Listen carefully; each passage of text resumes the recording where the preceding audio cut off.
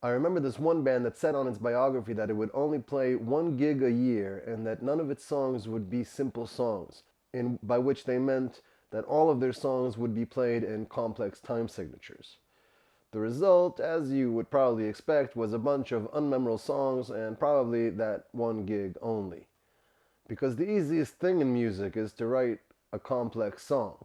Now, many music aficionados would say that a complex song has less chance of success in the mainstream, since the less developed or untrained musical ear would not be able to comprehend such a creation.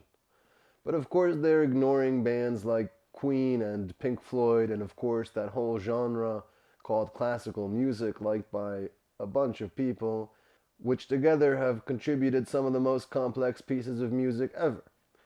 And in fact, one could easily claim that Bohemian Rhapsody is the most popular complex piece of music ever created. And even an ear that's not professionally trained in music is going to notice a note that's off key or an inappropriate change of tempo. They might not be able to articulate it that way, they just know that they'd heard something bizarre which was not easy to digest. Which is why the trick is creating complex music that's actually pleasant to hear. And these are things that usually happen naturally in order to solve various songwriting problems or even trying to weld together a number of parts written separately into one song, and not out of a conscious decision. Because the second easiest thing in music is to say about a piece of music that it isn't complex enough. And that's usually because the speaker wouldn't know complex music if it tagged him in his Instagram reel, but also because it's just a general and condescending statement to make. So in this sequence, I'm out to improve the quality of condescension and pomposity in Musical Snobbery 101, or What Makes Music Complex. The most ear-pleasing way to make a complex piece of pop music is to create a sophisticated melody. Most melodies we hear in pop music are usually comprised of a fairly limited number of notes, a step or half a step between each other, so intervals of one note or half a note. Play a pop song melody on the piano and count the notes, and you're usually going to find only 4 or 5. In a rap song, probably even fewer. The more sophisticated the melody, the more notes in the song, and the larger the jumps between each note in the melody. So larger jumps from one note in the melody to the next. Besides nearly every Beatles song ever, come on, you didn't really think a video about complex music wasn't going to be talking about the Beatles. An excellent example is Simon and Garfunkel's Bridge Over Troubled Water, which Paul Simon wrote especially for insane vocal range. But I also have to specifically mention the Beatles' I Will, which touches on every single note of the scale. Complex musical changes in songs, such as extreme changes in key or in tempo, are usually the result of a solution to various songwriting problems or trying to weld a number of parts written separately into one song. An excellent example of extreme changes like that is Lucy in the Sky with Diamonds, which literally changes key between verse, pre-chorus, and chorus, and then back. That's part of the reason Ringo's 3 snare pattern is there.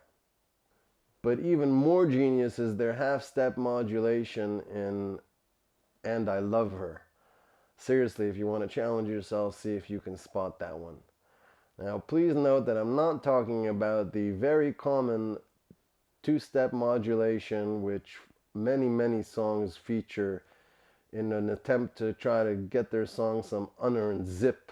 There actually used to be a whole website devoted to listing all of the songs which rely on this as a crutch. A complex song would in this case be spotted by returning to the original key, or at least not staying on the modulation for the remainder of the song, and also by avoiding the simple one-step modulation.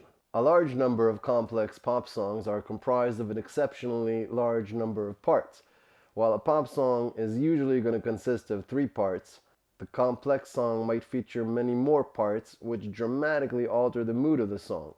An obvious example is, of course, Bohemian Rhapsody, which runs the gamut of emotions, as well as, of course, Stairway to Heaven. But how about I Am the Walrus? In fact, the Beatles made a career out of three-part songs, but that's a subject for a different post. And of course, you can write relatively simple songs like Eleanor Rigby. I said simple. And then arrange them in a way which makes them sound new and fresh to the ear, which is really what we're always after, both as artists and as listeners. A rock song in which the musical backing is entirely inspired by classical compositions and sounds, in which famously none of the Beatles played a musical instrument on, is obviously a perfect example. The result is a song that still sounds fresh today, like so many of their tracks, which is exactly what makes them classics. Because the more complex the song, the more times we can hear it without getting tired of it, which is why nearly every song mentioned here is one of the all-time greatest classics. Because listeners do like being challenged by something they might not necessarily be used to. And they can also spot when someone went out of his way to write something complex. And they also know, despite not necessarily being able to articulate it, that the easiest thing in music is to write a complex song. Now, writing a complex song that's fun to listen to, that's a lot more complex.